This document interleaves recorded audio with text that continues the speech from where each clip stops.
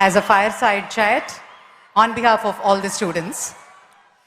Sachinji, you grew up in a home where your father, Ramesh Tendulkar ji, was a professor, but your own journey was in the cricket field. Could you share a couple of things about him and how did this shape you as a person? Honorable Vice President of India, Radhakrishnan ji, Honorable Governor of Andhra Pradesh, Abdul Nazir ji, Honorable CM of Andhra Pradesh, Chandrababu Naidu ji,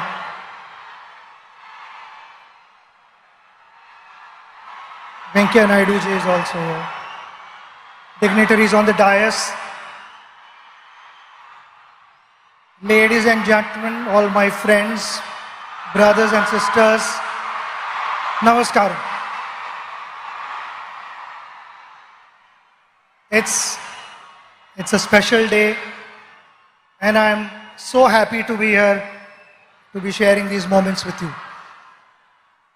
My father came from a very, very humble background,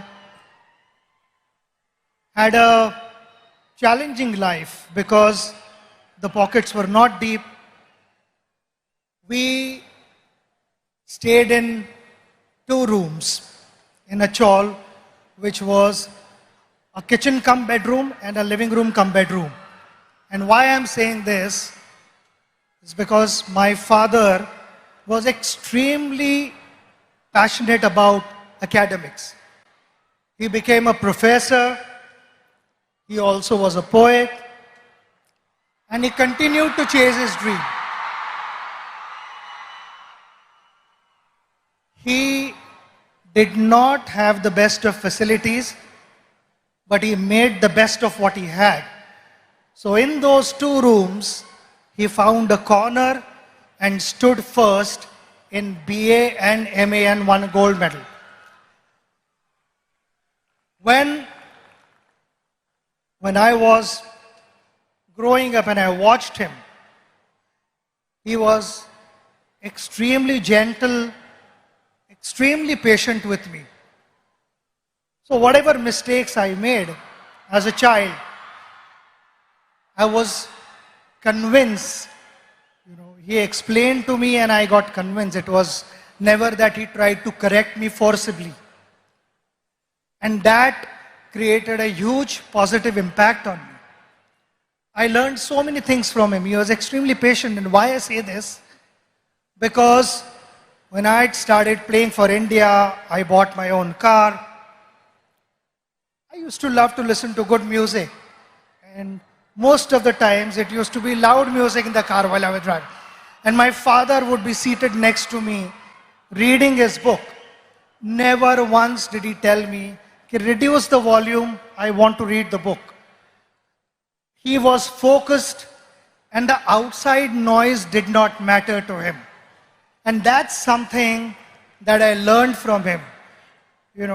Being a good person, it's a practice that every morning you wake up and you remind yourself that you are going to behave in a particular way, which is, I feel, kind of conveys how your parents have brought you up. And that is something which I will always carry for the rest of my life because that's the impression my father left with me. Awesome, sir. Sachin sir, in both academics and sports, students today face immense pressure to perform. From your experience, how do you deal with this pressure? Pressure is on everyone at every level. You meet any individual in this room, we will have pressure. There are 2 types of pressures. One is external and one is internal pressure. External pressure is all about what the world is saying about you. I think in today's world, when social media is so active, people want to know what is being said about myself. Generally, every individual is bothered about that. When I went out to bat, you have to learn how to use that to your advantage. When I went out to bat, I used to get reception like this, which was fantastic. Sometimes it was overwhelming. Sometimes I felt I was not in the frame of mind to start my innings. I just needed that break. I needed the crowd to settle down a bit.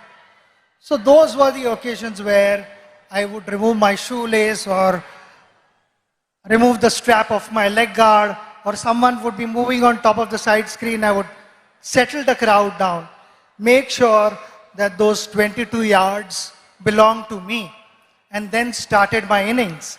It is like a ship sailing through water to get to its destination.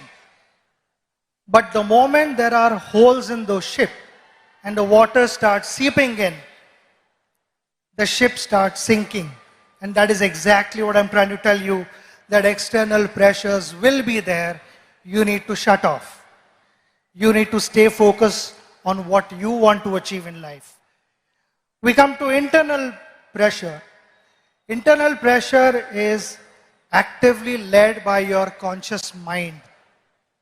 When your conscious mind is moving ahead of the moment, it starts putting multiple scenarios in your head which are imaginary. Failure, consequences, disappointments, and all these things, they kind of freeze you. They increase the pressure. The idea is to stay in that moment. When I went to bat, people talk about, he was in that zone and that's why he batted well. And what is that zone? That zone is all about surrendering yourself to your subconscious mind, which knows what to do. It is always the conscious mind, as we call it. The monkey over your shoulder would be putting doubts in your head. And while batting also sometimes that would happen. Before the ball was delivered, the conscious mind would put doubts in your head. Could that be a bouncer? Could that be a yorker? Could that be an outswinger where the delivery was not released at all? So I found myself batting at my best when I had surrendered myself to the subconscious mind. So that would be my advice to all of you, to stay focused, stay aware of what's happening around you, but don't let the external energies dominate what you want to be in life. Absolutely. So one last one. On this centenary celebrations of Andhra University, your one message to all the students out there. We are celebrating a very, very big moment. The centenary of Andhra University. The magical figure that we talk about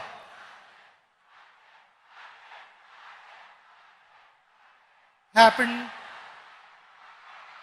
with the contribution of many.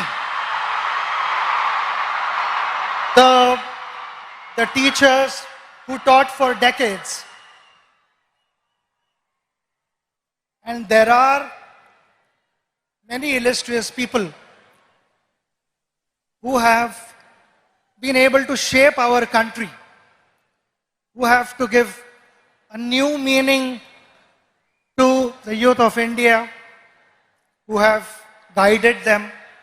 And all these things would never have happened without the guidance of all those teachers who imparted knowledge with a lot of humility and integrity. But those were the last 100 years. With impeccable reputation of the university, the responsibility lies on the next generation and generations to follow. Now, how do you, with such impeccable reputation, please understand that the expectations are going to be high. And if the expectations are high, the responsibility automatically increases. I want to take this opportunity to wish you the very best of luck, because I know my father, being a professor, how committed he was and what gave him the most satisfaction when he got to hear good things about his students. I personally felt that was his greatest return gift. And so would be the teachers of this university. At the pace that the world is moving, there will be a lot of innovations. Plenty of things would be expected of you in different spheres of life. My simple message to you, which I followed throughout my journey, was we all want to be successful. Success never happens overnight. It takes time. We have to be patient and follow the right path. While doing so, while chasing your dream, don't cut corners and find shortcuts and compromise values. That is going to be extremely important for our country to move forward and for you to set examples for the next generation. I again want to thank you for having me here and giving me this opportunity to spend this wonderful moment, which I will cherish in my life. And the love and the affection that you have showered upon me will always stay in my heart. It is priceless for me. So thank you very much. Namaskaram, and God bless you all. Ladies and gentlemen, that